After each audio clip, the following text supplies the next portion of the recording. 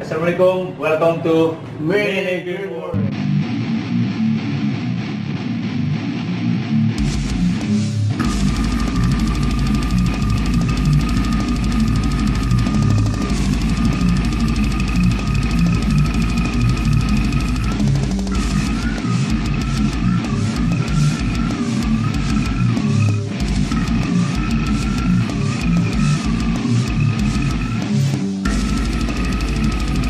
Nah, sekarang sesuai janji kita nih, di video part 3 ini kita bakal review tank yang kita udah buat. Kan udah berapa minggu?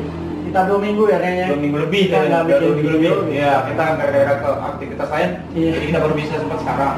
Nah, juga kita bakal buat paludarium. Nah, sesuai janji juga paludariumnya ini bakal low budget, bener-bener minim budget banget lah.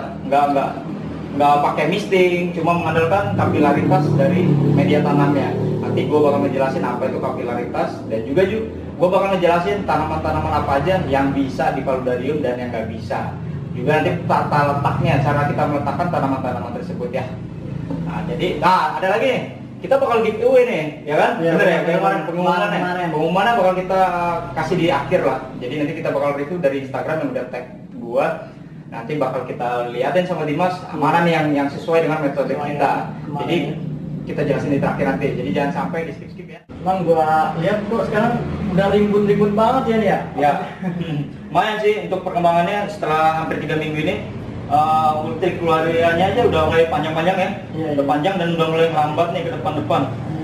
Orange juice-nya, nah orange juice-nya rimbun ini ada caranya. Jadi kan tadinya panjang nih orange juice tuh. Gue kan nanam cuma berapa batang, jadi gue potong, gue selipin lagi di sebelah-sebelahnya. Jadi nanti dari hasil potongannya kan keluar, jadi makanya dia terkesannya rimbun gitu. Jadi bukannya cuma kita biarin toto rimbun ke depan, nggak mungkin itu. Jadi kita harus trimming, jadi masih ada maintenance. Jadi di minggu kedua kalau nggak salah, gue maintenance, gue trimming yang panjang, gue selip-selipin lagi di samping, jadi rimbun banget. Jadi, Sama kayak bercabang gitu ya, Mas? betul, dari hasil trimmingannya bercabang juga, jadi makin rimbun. Jadi nanti bakalnya gua settingnya bakal warnanya di sini kan orange kemerahan, dan ini Nesea Golden kuning ya. Jadi ini dia udah mulai rimbun semua. Masalahnya kemarin yang ada masalah cuma di sekitar kaca-kaca doang. Di biasanya utricularia itu ada ini loh, gudangnya alga nih, bener. Cuma di sini alhamdulillah sih tim-tim pembersih dari Red Cherry sama udang-udang yang lain bener-bener ngebersihin, bener-bener kerja di sini. Nah terus gimana nih, apa hewan-hewan ini bisa hidup? Kan kita nggak pakai filtrasi, nggak pakai apa ya, sirkulasi lah gitu ya. Nah ini unggulannya dari Longtech Aquascape ini. Jadi kalau kita prosedurnya udah benar dari awalnya, kita ekosistemnya dibikin bakal pasti bener gitu ya. Jadi mereka saling simbolisnya itu ya, simbiosisnya itu bener-bener ini terjaga. Jadi ekosistemnya udah ini, semua tanamannya menghasilkan oksigen dan untuk hewan-hewannya, dan hewannya juga menghasilkan CO2 ya kan, pastinya untuk tanaman. Jadi saling bersimbiosis ya. Dia mengeluarkan feses sebagai nutrisi juga. Betul. Ini kotoran-kotoran ikan, kotoran-kotoran udang ini semua di bawah ini nggak pernah gua apa-apain, gua diemin aja. Tapi nanti biasanya kalau udah seminggu atau 2 minggu terlalu numpuk, kita maintenance. Maintenance-nya seperti apa?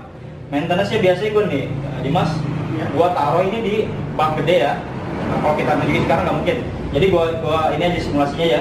Bak gede gua taruh di tengah, gua top up pakai air. Airnya sama seperti gua yang pertama setting. Misalnya gua pakai air isi ulang RO. Jadi gua nanti top up-nya selalu pakai RO. Jadi TDS sama pH-nya gua selalu jaga yang sama ya. Fungsinya apa? Biar nggak ada swing, parameter swing. Benar. Jadi parameternya tetap terjaga. Gua top up sampai luber. Jadi misalnya ini kan berapa liter nih? Ini 2 liter, berapa liter lah gitu ya. Jadi nggak nyampe. Gua top up-nya bawa airnya di setengahnya dari ini. Misalnya 5 liter atau berapa gitu ya. Gua pakai 2,5 liter kalau 5 liter ya. Kalau misal 2 liter ya gua top up-nya seliter. Gua luberin, gua tumpahin di atas sampai bener-bener atas gitu. Nah, terus sebelum top up, gua biasanya bersihin dulu pakai pincet atau pakai silet ya. Jadi gua kacanya aja gua bersih-bersihin gitu.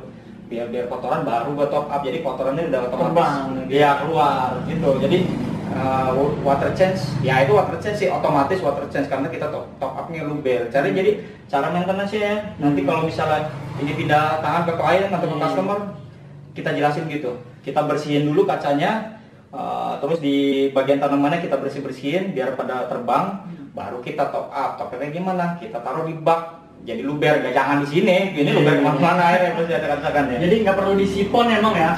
Nggak usah disipon. Kalau sipon karena pasirnya juga pasti isep pasti ya. isep. Nah, gue pengen nutrisi atau kotoran-kotoran emang masih ada di ini, cuma minim lah ya kan. Jadi nggak terlalu numpuk. Jadi yang nggak mengendap di dasar ya. Betul, nggak ada endapan lagi.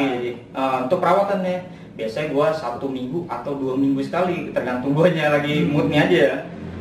Terus nutrisinya kan ini pakai soil doang ya, gua nggak pakai pupdas. Kenapa gua nggak pakai pupdas di tank kecil ini?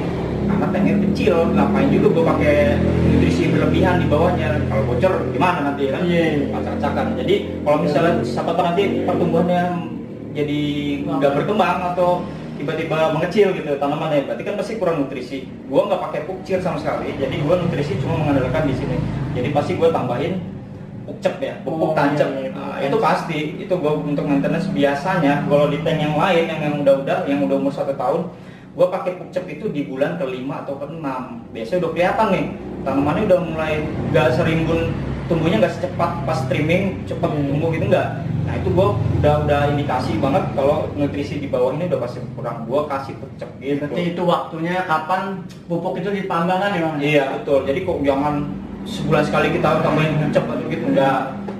Jadi kita nggak pakai pupcir, cuma menjaga parameter airnya aja. Jadi dari awal sampai top up selalu pakai air yang sama gitu. Untuk pupcepnya tuh apa aja atau apa yang ada tertentu? Sih merek mah gua nggak disponsorin sama merek tertentu, jadi pupcep apa aja dah lu, adanya apa merek lokal, merek luar sama aja sih. Gue bilang bernutrisi semua lah pasti. Mereka udah ada risetnya. Nah terus kita ke Paludarium, oke? Yang ini udah dulu ya. Yuk. Oke. Untuk penjelasan tentang aquascape, flowscape yang kita bikin lalu, udah ya. Sekarang kita tentang Paludarium. Paludarium itu apa sih, Bang? Nah, di video kemarin udah dijelasin, jadi cuma kembali dijelasin lagi. Paludarium adalah ekosistem yang menyerupai rawa di dalam akuarium ya. Jadi kalau kita udah pernah main ke rawa-rawa, pasti kita melihat gimana itu kondisinya rawa itu kan, air tenang gitu. Tapi di dalamnya pasti ada flora faunanya juga di balance dengan atasnya gitu. Jadi kebanyakan sih hanya lumut, pakis, yang tanaman-tanaman anggrek-anggrek mini itu yang liar-liar ya kan. Nah, sedangkan yang di Indonesia atau di negara-negara lain biasanya paludarium konsepnya lebih ke Amerika Selatan, seperti Puerto Rico, daerah Amazon itu ya. Daerah Amazon khasnya mereka dengan tanaman bromelia, tillandsia, sama tanaman-tanaman anggrek mini. Nah, jadi kita jelasin sekarang apa aja tanaman yang bisa dipakai dan bagaimana cara penempatannya atau plant replacementnya. Oke, untuk pertama biasanya kita pakai hardscape dulu ya, hardscape kita udah pasti rawa itu pasti ada unsur kayu, batu udah pasti kan. Jadi kita batu rawa ya, batu kayu itu kita desain sesuai rawa itu ya. Jadi jangan cuma batu doang numpuk atau gitu, nggak bisa. Nggak ada rawa cuma batu doang kan. Nah, gitu. Jadi pertama kita buat hardscape dulu, nanti kita buat hardscape. Nah, terus yang kedua media tanam. Media tanam apa aja yang bisa? Banyak banget yang bisa. Gua nggak kasih patokan harus pakai media tanam 1, 2, 3, nggak kasih patokan. Nah, media tanam apa yang bisa? Yang penting tidak mempengaruhi pH air, tanamannya pH sama, tidak mengandung tanin berlebih. Seperti apa nih? Ada yang ngomong sama gue belum pernah, Mang, pakai kokopit gimana? Kokopit kan untuk tanaman darat ya. Kokopit itu bisa asal lu bener-bener bersihin, lu rendam, lu bersihin bener-bener, kan itu mengandung taninnya pekat banget. Dia kuning coklat banget itu, jadi dark water ya kan pasti. Itu ngaruhnya nanti gak cuma ke air yang di bagian airnya, tapi nanti ke faunanya pasti. Nah, jadi airnya terlalu pekat ya. Terus sekam bakar nggak bisa. Sekam bakar, terus yang bisa Sphagnumos itu banyak macamnya. Tapi yang biasanya saya pakai atau teman-teman pakai Sphagnumos chili yang sudah diproses. prosesnya seperti apa. Mereka itu import kan, kita import dari luar. Mereka itu nggak sembarangan, mereka itu diproses, di-press, di vakum, di oven, jadi benar-benar bakterinya itu udah hilang atau minim lah, steril. Tapi nggak mungkin benar steril, jadi kita harus tetap rendam dulu, rendam, kita peres, baru bisa kita pakai. Cara pertamanya coba contoh kayu aja sama. Oke. Cara tanamnya sphagnum moss bisa kita, kalau misalnya di dataran kita tumpuk-tumpuk aja, tapi kalau di kayu-kayu atau batu kita bisa lilitkan gitu. Jadi kecil-kecil aja kita tumpuk-tumpuk, kita lilit pakai benang. Nanti baru kita misal ada anggrek atau apa, kita ikat di atas sini gitu ya. Jadi dari dasar ini kan ini air, pasti ada kapilaritas. Nah, kembali lagi, kapilaritas itu apa? Kapilaritas adalah daya tariknya pada suatu benda ke atas, dari bawah ke atas. Misalnya air, jadi kita memakai media yang bisa menyerap air. Seperti yang saya sebutkan tadi, salah satunya adalah sphagnum moss. Sphagnum moss itu penyerapan airnya cukup baik. Jadi dari bawah kita ngederetin ke atas, itu dia pasti menyerap ke atas. Jadi otomatis naik air lembab. Tapi kalau misalnya terlalu tinggi juga nggak mungkin di atas lambat juga. Makanya kita butuh misting kan. Nah, untuk low budget ini gue bilang kalau misalnya di bawah 1 meter masih memungkinkan, asal tingginya media tanam itu masih bisa nyukupin air ke atas ya. Kalau misalnya tank di bawah 60 cm lebih baik, nggak usah pakai misting juga bisa. Tapi tetap kita bagian atas kita harus rajin spray karena pasti nggak lembab ya. Terus media tanam kedua, nah ada lagi peat moss. Peat moss itu media tanam dari luar negeri juga. Mereka ini dari ancuran tanaman-tanaman purba gitu tuh ya, moss purba yang udah hancur, udah lama banget. Jadi dia itu udah lama lah, jadi nah dia bisa dipakai, itu paling bagus, banyak yang dipakai juga. Jadi sama, kalau peat moss itu keunggulannya dia lebih hancur, lebih hancur, pH-nya juga dia stabil di 5,5 sampai 6. Jadi lumayan bagus itu, tergantung ya dari peat moss yang asli atau enggak. Peat moss yang asli itu biasanya nanti dijelasin juga. Berarti pH-nya itu harus asam memang ya, karena rawa atau gimana tuh? Ya dia netral sih, kalau 5,5 itu ya, nggak terlalu basah, nggak asam.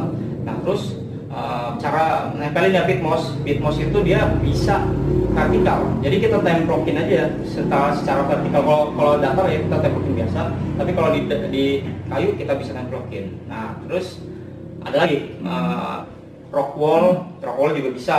Rock wall banyak ya, rock wall itu banyak banget, bisa di toko-toko hidroponik. Ada lagi yang levelnya udah di atas lagi, namanya hygrolon epicweb. Nah itu masih import, dia seperti kain. Nah, gue nggak ada contohnya, habis dulu pernah beli, itu lumayan, harga 1 meter sekitar 250 ribuan lah, itu mahal lumayan, terus import. Dia hygrolon ini keunggulannya, dia kainnya dia bolong-bolong gitu. Jadi dia dari bawah sampai atas itu emang nyerapnya lebih sekitar di atas sphagnum lah, penyerapan airnya itu lebih bagus dia. Malah kita nggak usah pakai apa lagi, udah pakai hygrolon, kita taruh anggrek aja, diikat di situ, udah pasti lembab gitu. Nah, jadi media tanam itu apa aja bisa kita pakai. Cuma kan kita pakai yang bisa ke atas juga kan. Ya, yang bisa ke atas itu sphagnum moss dan peat moss, itu dua itu. Nah, terus nutrisinya dari mana? Nah, beberapa kali dulu gue sering jual juga. Ya, itu yang namanya green root. Green root sendiri, gue kasih tahu di sini rahasianya nih. Green root gue ini terdiri dari peat moss, terus ada campuran satu lagi itu rahasia, dan satu lagi itu pupuknya itu maxi ini. Nah gue sering lihat kalau dari pasti pakai tanaman karnivora kan, jadi kita nggak bisa sembarangan kasih fertilizer atau pupuk ya. Nah jadi di maxi ini pupuk import juga, jadi dia kandungannya itu tidak mempengaruhi ke tanaman karnivora, jadi aman sekali untuk karnivora dan tanaman lain. Jadi gitu. Jadi di green root gue itu gue promosi ya, terserah. Ya, mungkin ada yang mau sponsor. Gue udah berhenti produksi karena persaingan lah ya, ada yang nggak pakai pupuk terus harga lebih murah, terus gue punya yang pakai pupuk, harga gue pasti mahal kan, soalnya gue semua serba import. Jadi gue nggak bisa bersaing karena pasarnya kalau dari ini tuh nggak semuanya bisa beli kan. Jadi untuk yang low budget bisa kalian pakai sphagnum moss. Untuk nutrisinya yang di atas nggak usah dipikirin lah, kecuali kalian pakai anggrek atau tanaman bunga ya. kalau cuma tanaman moss atau pakis nggak usah pakai nutrisi. Ada yang bilang harus pakai pupuk. Di alamnya siapa sih yang ngasih pupuk? Ya lu emang ada tiba-tiba orang nyeborin pupuk gitu ke moss gitu? Nggak ada. Jadi kecuali anggrek kalau kalian pengen berbunga lebih cepat atau bromeliad lebih warnanya lebih bagus, itu emang media tanamnya harus mengandung pupuk. Makanya itu media tanam yang gue produksi dulu mengandung pupuk Maxi gitu. Jadi terus kembali lagi untuk tanaman. Oke, soal tanaman gue jelasin dari yang pertama sampai yang variasi-variasinya. Pertama biasanya kita moss itu kan biasanya kita hamparin gitu kan. Untuk kesan perawanya itu pasti pakai moss ya kan. Moss itu bisa di dasar, di batu-batu, di kayu-kayu, sama seperti dia. Kalau untuk pengaplikasian ya, jadi di kayu itu misalnya kita kayunya pakai sphagnum atau moss peat moss ya. Jadi moss yang baiknya nih ya, jangan kalian satu lempeng templok ikat, jangan. Itu namanya comot tempel. Emang bagus pertamanya kita cek, itu bagus banget. Gua sering kayak gitu juga. Emang gua nggak mungkirin karena gua pengen ini. Cuma setelahnya gua pasti gua lepas. Gua pakai yang di blender atau yang udah caca-caca mossnya. Jadi moss yang udah gua hancurin atau moss tembok tau kan, yang di bata-bata itu bagus banget malah lu. Asal lembab dia pasti tumbuhnya bagus kayak star moss yang kecil gitu. Jadi caranya ada yang bilang di blender pakai yogurt atau apa gitu ya kan, biar ini nggak usah pakai yogurt. Udah kita blender, kita hancurin juga pakai tangan-tangan bisa, yang penting hancur-hancur. Baru kita templokin di kayu gitu misalnya menjulang vertikal gitu ya. Nggak mati tuh mah? Nggak mati. Kita yang penting ada media tanamnya. Media tanamnya kapilaritas yang menyerap air itu. Jadi kita templokin aja kecil-kecil, dikit-dikit, rajin aja lah.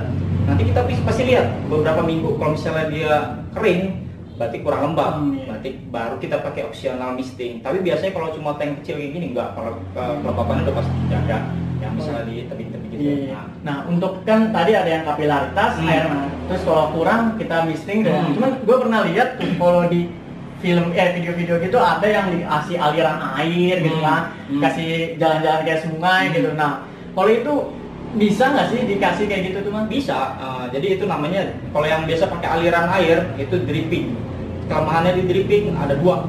Satu, kita nggak bisa pakai media tanam peat moss karena peat moss itu pasti hancur kalau kita aliran air. Yang kedua, nah ini yang paling penting, dripping itu menggunakan air sirkulasi dari bawah ke atas terus menerus.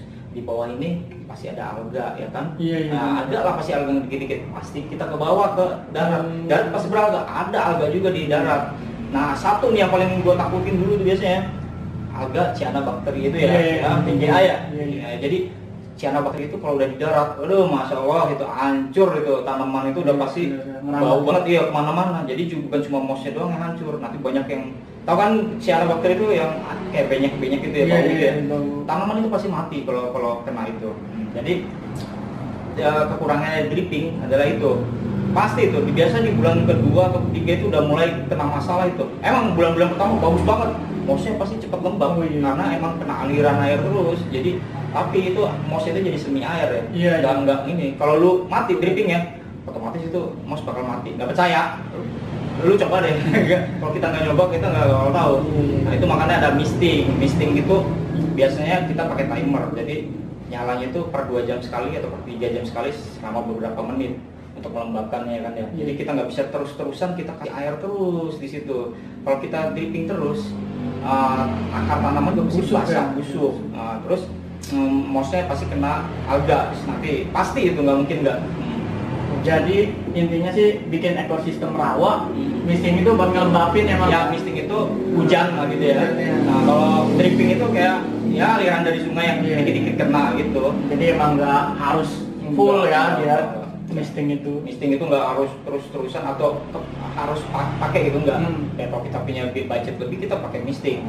Tapi kalau nggak ya kita tank kecil gini semprot-semprot tangan, kita pulang kerja atau pulang habis aktivitas kita semprot-semprot aja.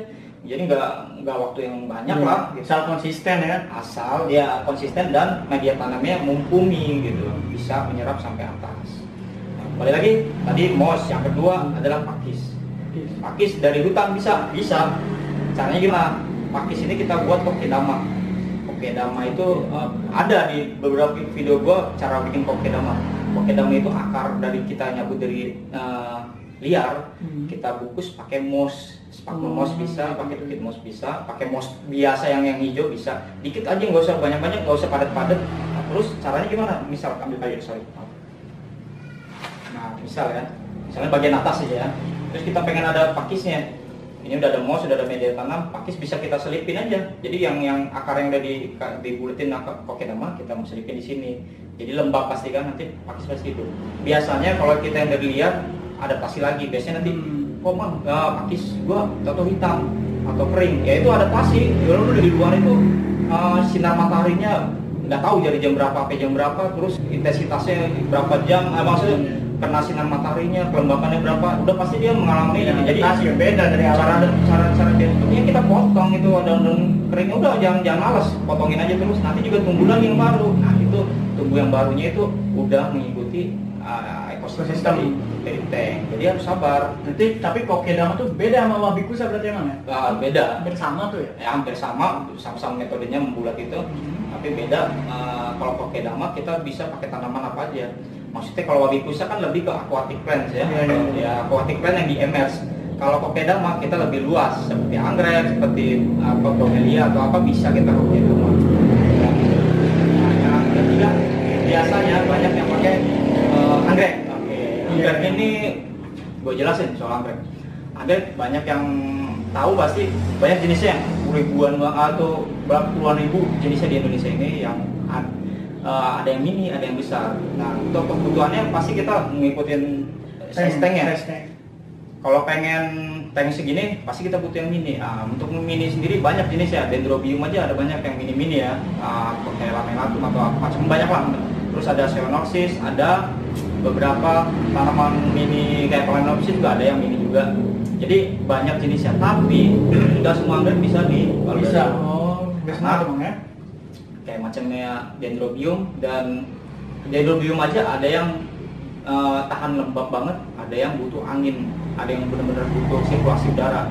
Jadi kita harus mengenali dulu nih anggreknya itu Dimas. Jadi anggrek kita nggak bisa karakternya. Kalau bisa sih kalau bisa hunting, kita misalnya di hutan mana, kita harus tahu nih hutan ini mendapatkan intensitas hujannya itu bagus, aliran udaranya bagus atau enggak.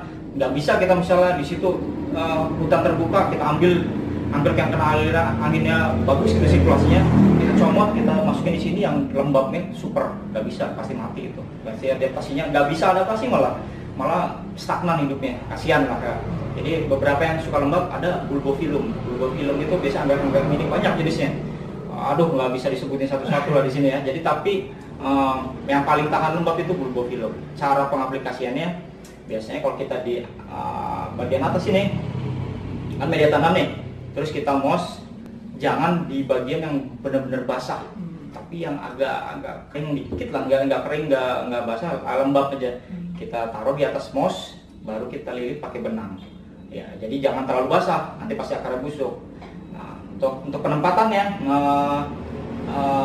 plant placement ya, kenalin lagi kembali seperti semula, kenalin di mana kita dapatnya karakter tanaman tersebutnya. Anggreknya itu dari yang butuh sinar banyak atau yang shading banget, biasanya di pohon besar ya, shading. Oke, kita nyamain, berarti kita tempat shading. Misalnya kayunya kayak gini nggak terlalu kena sinar lampu, kita taruh di bawahnya. Kalau yang suka sinar, kita taruh di atas yang benar-benar bright atau harus ngikutin karakternya ya. Betul. Kembali lagi ngikutin karakternya. Jadi kita nggak bisa asal beli, tapi kita nggak kenalin produknya apa, tanaman ini gimana, kita main tanam nggak bisa. Lalu yang lagi ada bromelia ini. Nah ini khusus banget. Bromelia ini termasuk tanaman yang famili Bromeliaceae. Jadi dia itu dari kayak nanas. Jadi nanas itu masih ke famili Bromelia. Tillandsia itu masih famili Bromelia. Cryptanthus itu masih famili Bromelia. Tapi dari beberapa itu beda karakternya. Nah sekarang kita khusus ke Bromelia. Bromelia sendiri di hutan hujan Amazon sendiri biasanya di dahan-dahan pohon-pohon tinggi. Mereka itu hama loh. Iya, tanaman hama. Jadi mereka itu biasanya di pohon, misalnya pohon apa gitu ya. Nah, itu ada di dahan-dahannya itu, sama kayak anggrek itu hama. Jadi paku-pakuan juga betul, paku-pakuan semua hama. Moss juga hama, bener. Simbiosis saling ini. Terus cara pengaplikasiannya sama kayak anggrek. Nah, ini kita biasanya di bagian kayu, batang kayu. Nah, caranya gimana? Di bagian bromelia itu ada akarnya kecil-kecil. Kita bisa bikin kokedama, tapi gue dulu nggak pernah pakai kokedama. Gue lebih senang efisiennya di atas mos aja. Jadi mos di atas kayu, betul. Jadi kita taruh di sini, kita ikat yang kenceng di atas mos. Yang penting lembab. Terus kita nggak bisa asal aja, wah taruh atas. Emang dia butuh sinar tinggi. Tapi nggak cuma akar yang butuh lembab. Di bromelia sendiri, ya bromelia nanti ada fotonya lebih ini. Nah di bromelia sendiri, dia di bagian tengahnya itu ada genangan air. Itu ada fungsinya. Biasanya kalau di hutan hujan Amazon itu untuk tempat berkembang biak kodok. Iya benar. Jadi di tengah itu ada genangan air, katak, betul. Biasa di tengah bunganya itu tuh ada tengah bunganya. Jadi pastikan aja di tengahnya itu ada air untuk melembabinnya. Jadi nggak cuma batang, cuma akarnya yang ini. Di tengahnya itu harus ada genangan air dikit, nggak usah banyak-banyak. Nah terus kembali ke keluarga Bromeliaceae, Tillandsia. Nah Tillandsia ini khusus banget ya, seperti yang biasa gue pakai, yang mini sampai yang besar itu jenisnya banyak banget, yang hybrid, yang spesies banyak. Nah untuk pengaplikasiannya, Tillandsia juga ada yang ditanam pakai media tanam seperti Tillandsia cyaneae, atau yang cuma nggak pakai media tanam seperti Tillandsia yang umumnya dipakai Tillandsia ionata, keluarga ionata. Ya Tillandsia ini airplane, jadi mereka nggak butuh media tanam, bisa. Mereka juga sama di kalau kita tanam di bagian mana? Bagian atas yang nggak kena media tanam bisa di bagian kayunya ini nih. Nah ikat aja. Nah, terus di mana mereka dapat kelembabannya? Dari udara, dari misting. Nah, terus nutrisinya mereka biasa nyerap dari udara. Udara mereka itu tanaman ajaib lah, aku bilang. Tanaman udara, makanya mereka disebut airplane. Mungkin dari penguapan air ya. Betul, penguapan air, dari kelembapan udara, mereka nyerap lembabnya dari situ. Jadi pengaplikasian paling gampang, tapi dia senang sinar tinggi. Ya dia agak atas lah, jadi dia benar-benar kena direct light, jadi gitu. Terus ada lagi apa nih? Paling umum anggrek tanah. Nah anggrek tanah yang banyak nih, Bang, Macodes petola atau yang lain kan banyak banget jenisnya itu, anggrek tanah itu. Nah itu pengaplikasian gimana? Ini banyak yang sering mati. Gampang. Kalau kalian sering hutan atau sering hunting pasti tahu di mana berkembang hidupnya dia. Biasa di pohon yang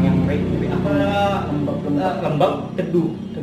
Terus media tanamnya mereka nggak padat.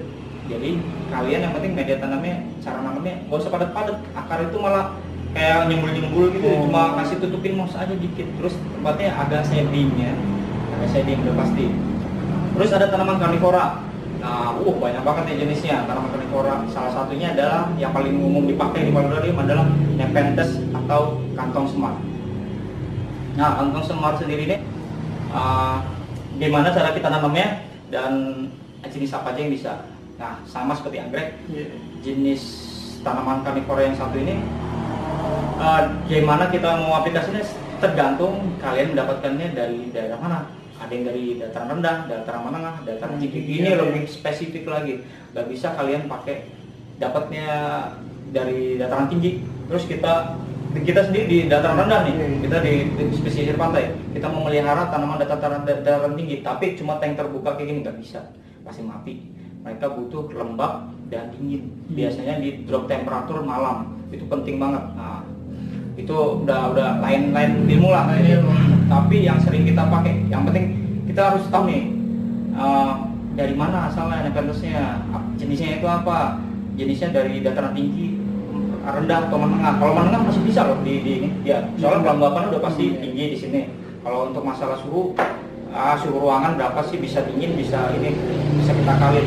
Yang susah itu yang dari dataran tinggi, banyak jenisnya, kecil kayak Nepenthes jamban, Jack Pauline, banyak lah jenisnya itu, banyak banget. Nah terus kalau yang dataran rendah, itu minim banget yang bisa kita pakai, karena kebanyakan yang dari dataran rendah itu bisa besar, kayak macam Nepenthes mirabilis atau yang umumnya spesies ya, kayak gracilis aja kelihatan kecil tapi dia bisa tinggi banget. Gracilis masih bisa dipakai. Nah biasanya kita ngakalinnya belinya atau dapetinnya yang hybrid. Dari hybrid Nepenthes dataran tinggi dengan Nepenthes dataran rendah. Banyak itu jenisnya. Itu kalau dijelasin bisa berjam-jam. Nah, tapi bisa. Cara penanamannya gimana? Nah, untuk plantingnya kita pastikan kalau yang dari dataran rendah ya, dia pasti suka cahaya. Kita tanamnya di bagian yang agak kena cahaya lebih lembab. Nah, dibikin kokedama bisa, atau kita tanam langsung di media tanam metes itu bisa. Nah, terus kan mereka tanaman karnivora nih, butuh serangga atau apa dikasih makan nggak usah. Palut ini sarangnya hewan ini, kalau nanti ada sarang semut atau ada sarang apa aja pasti dapat sumber makanan yang nggak mungkin lah nyari makan sendiri bisa gitu ya. Betul, terkecuali ada satu ada kecuali lu kasih pupuk. Gue bilang itu tuh pupuk fertilizer di Paludarium nggak bisa asal-asal, nggak bisa lu pakai pupuk aquascape di airnya tapi lu nanam tanaman karnivora di atas, mati sih enggak, tapi tanamannya cuma kantong doang, dia subur, tanaman cuma kantong kan. Kita pengen lihat kantongnya kan, nggak bukan daun doang. Jadi kalau dia nutrisinya tercukupi di akar, nggak bikin kantong nih, nggak bakal bikin kantong ya. Ngapain ada makanan, nyari makanan dong, dia udah dicukupi sama kita dia pupuk. Nah itu kembali lagi, makanya gue sering ngomong Paludarium nggak butuh pupuk di bagian air kalau kita pakai tanaman karnivora. Tapi kalau cuma kita mau mos atau apa bisa, tapi jangan dripping. Ingat ya, kalau dripping kita kasih pupuk jatuhnya ke tanaman, alganya parah banget.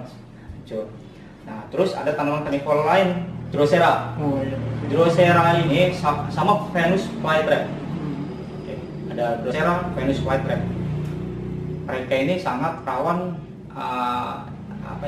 agak-agak intoleransi sama parameter air udah pasti. Mereka suka di air yang TDS-nya rendah, di bawah ppm 100 lah. Masih ini 100 masih bisa kalau Drosera. Kalau Venus flytrap nggak bisa. Kemungkinan mereka hidupnya stagnan atau gitu-gitu ya, mati enggak, hidup juga ogah kan gitu. Untuk Drosera jenisnya banyak, sama ada yang dari dataran rendah dan dataran tinggi, tapi umumnya lebih kita sering pakai jenis-jenis yang biasa aja, yang Burmanii, Sessiofolia atau Capillaris atau Capensis agak susah. Banyak lah jenis-jenis yang bisa kita pakai kemarin itu juga ya. Betul. Nah itu mereka pasti mengeluarkan trapnya itu di ujung-ujung daunnya itu tuh ada kayak sandiunya. Jadi dia trapnya di situ. Nah kalau kita kembali lagi, kalau kita pakai pukcir, udah pasti dia nggak bakal ngeluarin trap-trap lagi, tapi mereka bakal mati. Kalau kita kasih nutrisi atau parameter airnya berubah, jadi tinggi TDS naik ya, masih pupuk udah pasti gosong itu. Kalau kita kasih pupuk udah pasti otomatis TDS-nya naik. Itu Drosera udah pasti nggak bakal survive ya. Sama Venus flytrap lebih rawan lagi. Nah, terus ada satu lagi Sarracenia. Nah, Sarracenia ini cantik banget, ya kan? Warna-warni lah, banyak jenisnya, ada yang mini. Nah, sama seperti Drosera, Sarracenia ini butuh intensitas cahaya yang tinggi sekali karena mereka warnanya cantik-cantik. Jadi untuk penempatannya kita udah pasti yang dekat dengan cahaya atau yang terbuka ya, direct light, udah pasti. Nah, jadi kalau kalian nempatinnya di bawah yang shading, udah pasti warnanya bakal berubah jadi hijau. Nah, kalau Sarracenia bakal jadi nguncup, malah jadi jelek, nggak mekarnya bagus itu daunnya itu. Kalau Drosera pasti warnanya nggak bakal seterang seperti yang kita taruh di luar. Terus untuk nutrisinya yaitu nggak boleh kita kasih nutrisi karena mereka menangkap mangsa dari trap-trapnya itu. Jadi itu beberapa tanaman yang sering umumnya dipakai lah ya. Banyak lagi, ada begonia. Oh ya, begonia bisa dong. Begonia bisa. Begonia di air nggak bisa. Di darat bisa. Begonia di air bisa. Kalau untuk stek air gampang dia, itu lain hal ya. Untuk begonia sendiri butuh cahayanya medium. Nggak di low, nggak di high, bisa keriting itu daunnya, dia senangnya medium light lah, jadi agak shading nggak apa-apa. Untuk jenisnya banyak banget jenisnya, dari yang mini sampai yang besar, dari yang liar sampai yang hybrid, banyak. Bisa kalian searching lagi, kalian cari di nursery pasti ada. Terus apa tadi namanya begonia ya, begonia SP. Terus ada lagi labisia, banyak lah tanaman-tanaman hutan dari Kalimantan, dari Sumatera, banyak tanaman-tanaman, atau di Pulau Jawa sendiri banyak. Kalau kita sering ke hutan, kita mau, gue pengen bikin yang sesuai hutan di Gunung Gede atau ini rawanya di situ. Nah gitu, jadi Dimas, tanaman apa aja bisa kita pakai, bisa, asal kita dapatnya dari mana, atau sesuai yang bisa lembab pastinya. Nggak bisa kita pakai tanaman yang dari panas-panas kayak macamnya ya tanaman-tanaman hias yang nggak butuh lembab kita masukin ke paludarium. Udah pasti itu bukannya gue bilang lu ngasih patokan harus pakai tanaman ini, enggak. Kita harus sadar diri juga ya. Nggak bisa melawan kodrat. Nggak bisa lu tinggal di, lu udah biasa hidup di tropis, tahu-tahu lu ke gunung pasir ya, udah pasti adaptasinya susah. Bisa adaptasi, tapi kalau di tanaman nggak bisa. Lu dari tanaman turun ke tanaman dipaksain ke lembab, nggak bisa. Sama juga kayak anggrek yang lembab kita panas-panasin, mati udah pasti. Nggak kayak manusia. Jadi tanaman itu adaptasinya lebih susah lagi, antara mereka mati atau stagnan ya betul. Jadi tanaman itu kalian bisa ambil dari hutan, apa aja bisa. Misalnya lu mau buat, gue pengen pakai tanaman yang asli dari hutan gue, nggak apa-apa, sama aja. Yang penting temanya harus paludarium. Terus paludarium cuma moss doang bisa. Cuma kan kita pengennya variatif ya. Bener-bener di dalam tank ini banyak tanaman yang bisa kita nikmatin lah. Kayak anggrek kan pas berbunga, kayak bromelia juga berbunga, warnanya juga cantik. Tanaman karnivora kayak kantosper ada kantungnya cantik ya. Terus pengaplikasiannya paling penting. Kalian nggak bisa asal naruh Nepenthes di atas kayu atau ngegantung. Emang ada beberapa Nepenthes itu bukan terestrial, bisa epifit. Tapi nggak bisa kita yang terestrial kita bikin epifit. Nanti bilang, kok bisa? Kalau gue pakai kokedama, gue udah pakai kokedama, udah pakai misting. Kalian udah nyalahin banget, karena akar mereka emang butuh. Kalau yang di terestrial emang butuh lembab banget ya. Kalau di atas ya selembab-lembabnya nggak bisa sama kayak di bawah yang dekat air gitu. Jadi kalian nggak bisa memaksakan. Kalian bilang bisa, gue tanaman ini kayaknya bisa deh untuk ini tank. Kita coba dulu. Kalian matiin itu tanaman deh kalau kalian asal coba-coba tanpa kalian riset dulu atau tahu dari mana asal tanaman itu. Jadi gue pastiin tanaman sama kayak hewan, sama kayak manusia, mereka hidup ya. Mereka punya hak untuk hidup. Kalian nggak bisa asal hidup tanaman. Jadi ya kita nggak bisa egois ya. Itu satu. Kita main tanaman, kita udah pasti cinta tanaman, nggak mungkin kita egois. Terus karena memang tujuan kita nanam ya. Kita emang harus hidup ya. Coba-coba buat tanaman yang coba deh. Kalian dulu gimana cari ke yang lebih tahu ke baca-baca di Google aja banyak nih tanaman ini asal dari mana, kelembabannya berapa, tingkat insektisayanya butuh tinggi atau enggak. Kita harus rajin lah, harus ini juga sabar. Karena kita nggak mungkin sama kayak gue bilang tadi, ada kalau udah yang compet banyak tuh yang sharing atau cus baru setting udah hijau, udah mantep banget. Update-nya nanti gimana, kerja keras itu udah pasti bisa asal kita sistemnya lengkap kayak misting, kayak kelembapan sistemnya di dalamnya udah dijaga, dan tanamannya juga kita plantingnya bener, nggak asal naruh. Bisa compel, cuma emang kepuasannya agak berkurang. Seperti gue dulu sering juga, kalau untuk konsumsi gue sendiri, gue seringnya lebih sabar. Mau saja gue blender, gue templokin dikit-dikit, nanti gue update tiap minggu sampai berapa bulan gue update sampai hancur-hancurnya kena mold. Ini satu lagi masalah yang sering ada di paludarium. Nah, gue kasih tau, semut satu, kutu putih satu, mold itu paling parah. Mold itu jamur, bukan jamur yang kayak jamur ini kayak pentol gitu ya. Tapi jamurnya dia lebih merusak ke moss atau media tanam. Biasanya di media tanam itu jadi kayak gugur gitu tuh. Dia merusak banget itu. Paling rusak. Enggak bonyok, kalau lebih kering. Kering. Nah, untuk ngatasinnya, gua 3 tadi aja dulu ya, 3 masalah tadi. Kalau semut gampang. Semut itu merusaknya apa, Mas? Dia di media tanam itu dia bikin sarang, dia. Di sarang. Nanti di musim ganggu banget. Terus semut juga bisa ngebawa penyakit kedua yang tadi tuh, kutu putih. Nah, kutu putih itu dibawa oleh semut loh, jangan salah. Itu paling merusak. Kalau udah kena kutu putih, wah lewat dah. Jadi untuk, nah itu udah semut tuh. Udah pengen main ke dalam aja juga semut. Jadi untuk ngatasinnya dari awal setting kita kasih kapur bagus ya, merek bagus. Jadi kapur bagus kita keliling ini di tanknya ya, antisipasinya di awal biar kita kena semut. Jangan antisipasinya udah kena baru kita sibuk, udah ada di dalam semut lu mau matiin satu-satu nggak bisa. Dibantu sama karnivor juga kurang ya. Nggak bisa. Nah terus yang kedua tadi kutu putih. Waduh, kalau udah kutu putih jangan keluar ya apa? Risket udah pasti.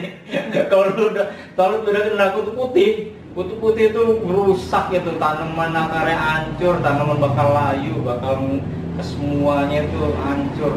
Mereka itu tumbuhnya di akar, di batang, di daun, udah sejalan satu-satunya cuma risket. Jadi biar kena kutu putih bisa kalian pastiin tanaman yang kalian mau aplikasikan dari hutan atau dari kebun atau dari beli bersih, benar-benar bersih. Kita bisa pakai rendam dulu, pakai bukan disinfektan, pakai fungisida untuk menghindari mold tadi ya, insektisida dikit aja kita rendam bentar, terus kita cuci pakai air bersih banget, terus kita bilas baru kita planting gitu. Makanya harus rajin dan sabar dalam berbuat apapun, kita harus sabar dan rajin gitu.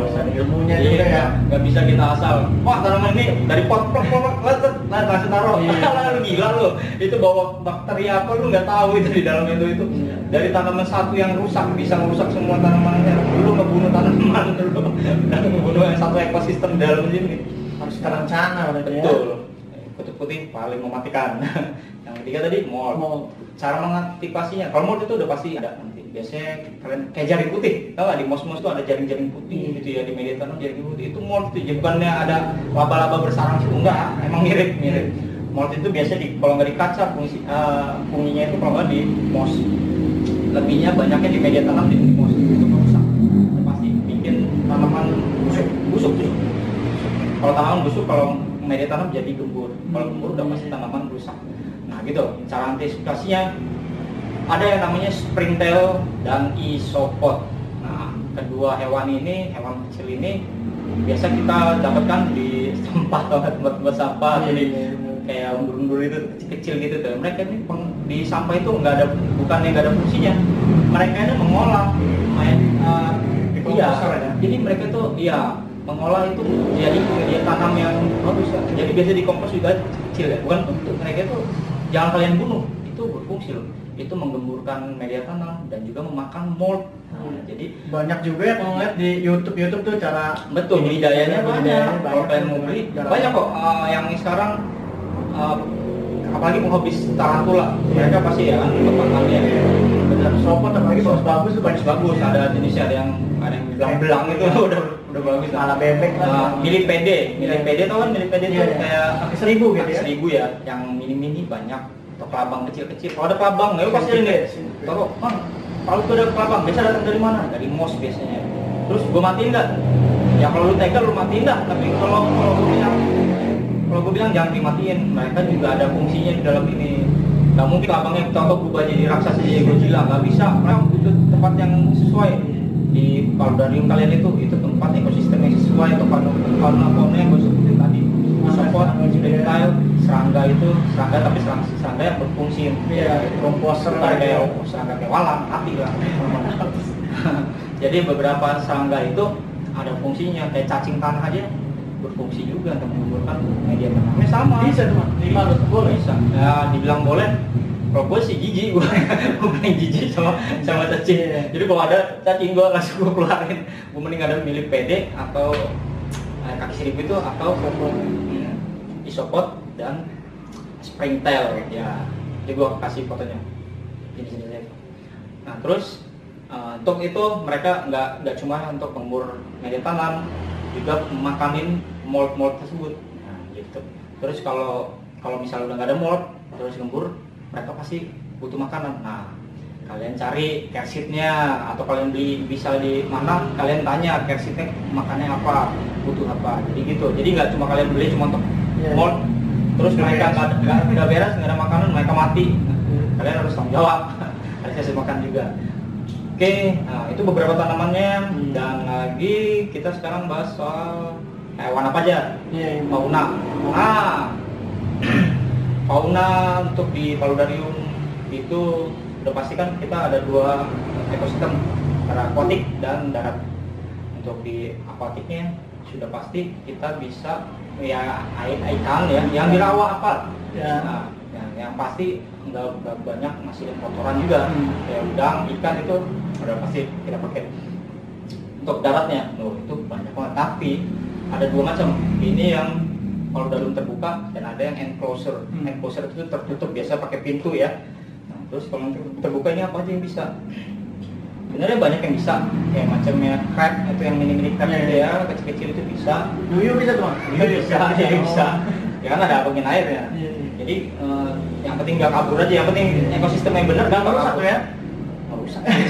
Ya makanya kalian harus sesuaikan aja. Tanknya kecil kayak gini, masa lu kasih 10 ya mati semua tanaman dia, cekak-cekak dia.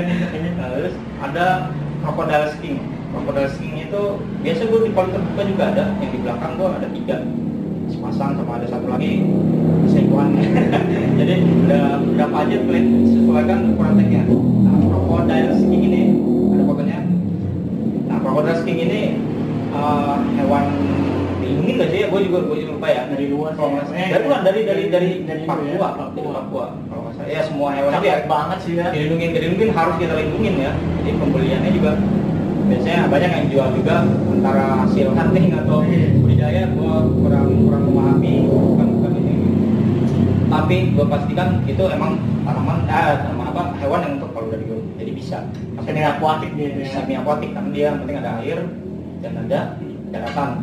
Nah, terus untuk perawatannya mereka penting lembab, makannya ulet hongkong sama jangkrik.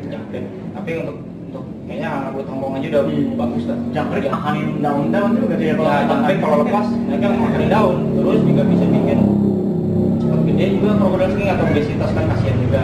Jadi kita dietnya kita hitung kita pikirkan juga ya. Terus apa lagi ada untuk di tank enclosure yang tertutup kita bisa pakai katak.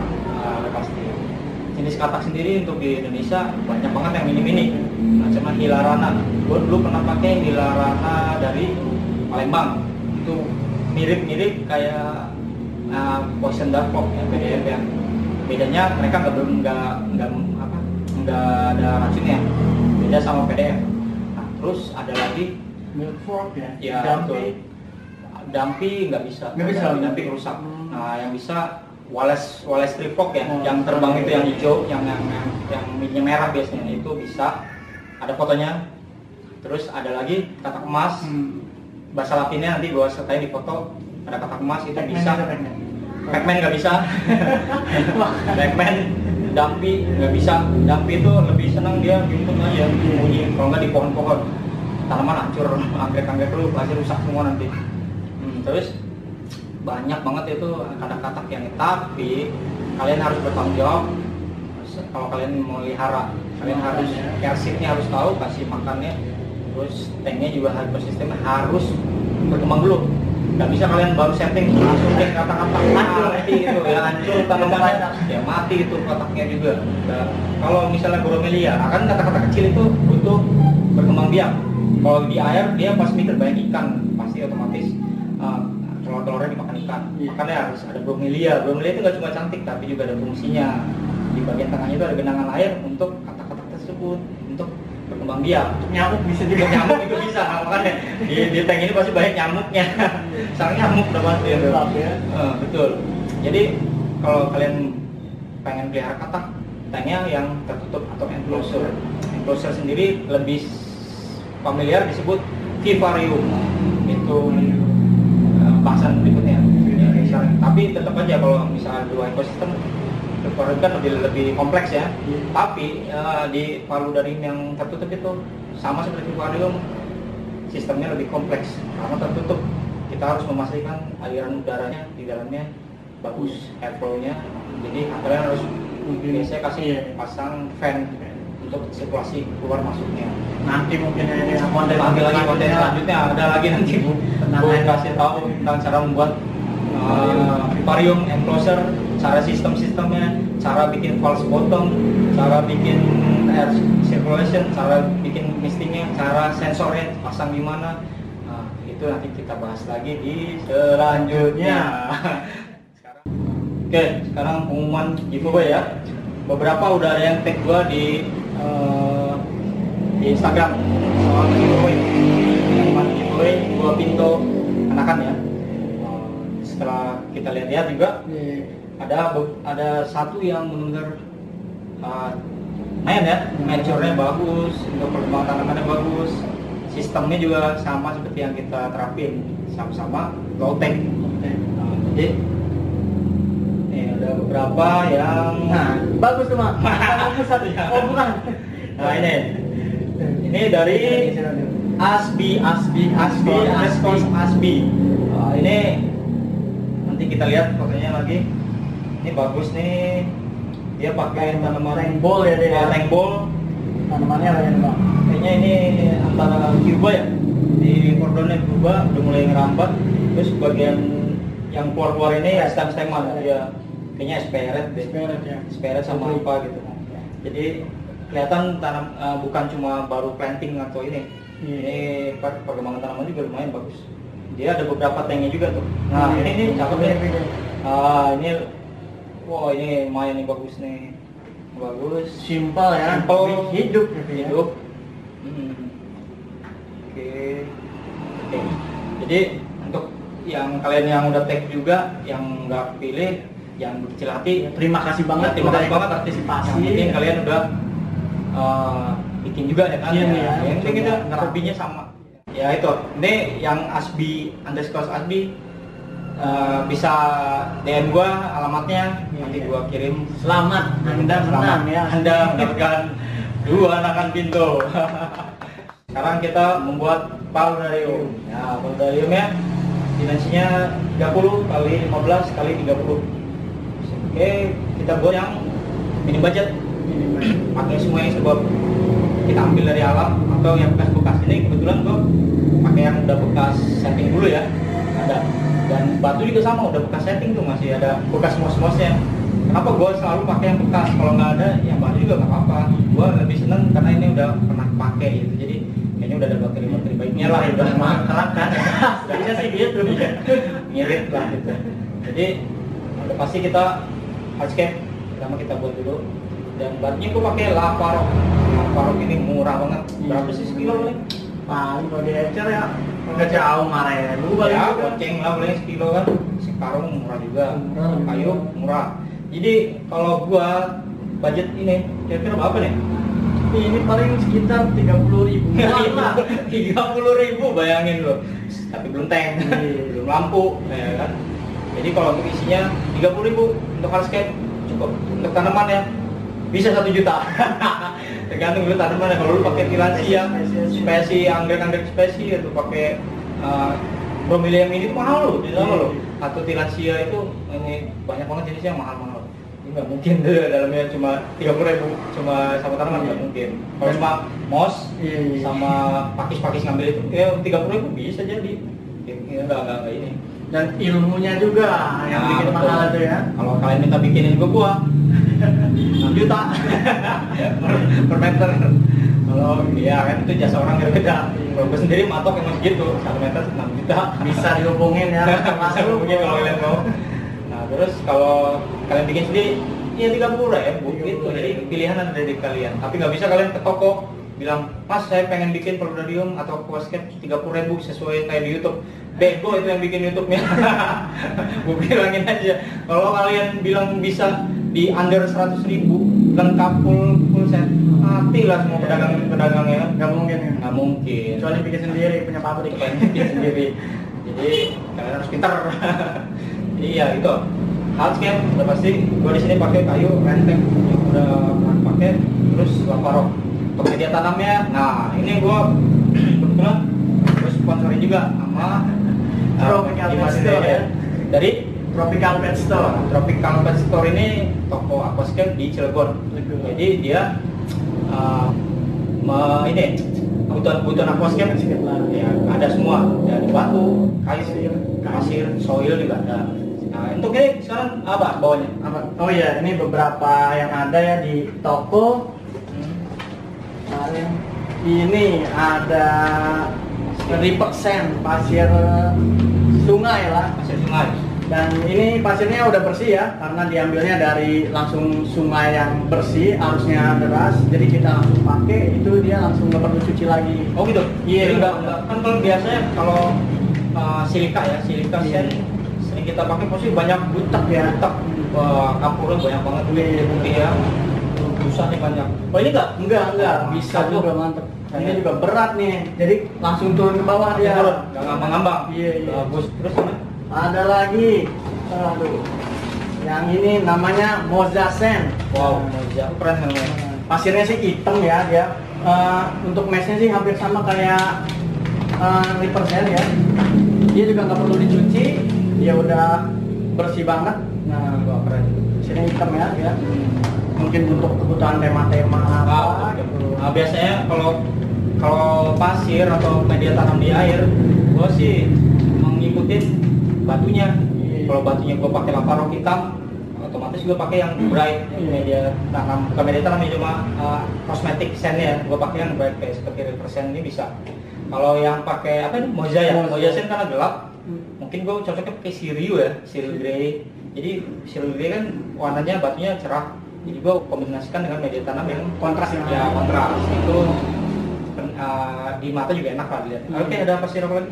Mungkin ada apa lagi ya? Banyak sih. Nah, ini nih, ini masih rada baru sih. Namanya pasir menir ya. Kayak pasir wijen lah, bijinya kayak biji wijen. Iya, kayak biji-bijian ya. Sebenarnya ini Apa gua?